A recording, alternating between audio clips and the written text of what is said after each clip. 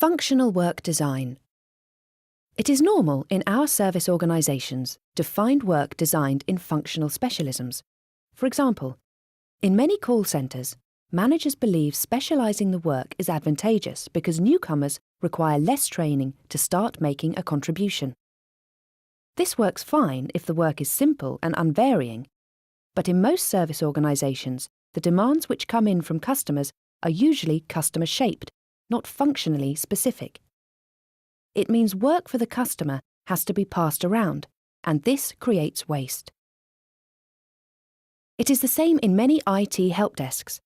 People are organised around expert specialisms. They do hardware or software. Again, it requires adaptation to respond properly to customers' demands, and this will mean passing the customer around. In both of these examples, managers often try to specialise work in another way, easy or complex, in order to minimise the use of their more expensive expert people. In IT help desks, this may mean the customer has to talk to as many as 4 people before they get to someone who understands what they are talking about.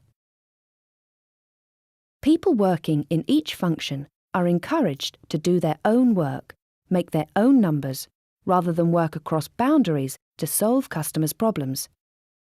Passing the work on will help them make their numbers, but it does little for the customer.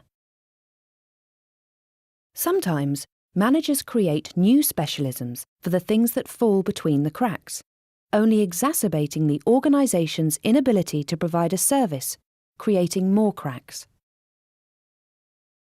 The more specialisms you create, the more you spend your time writing rules for what goes where. The more specialisms you create, the more customer work is broken down, and the more it is broken down, the more we have to work on bringing it back together.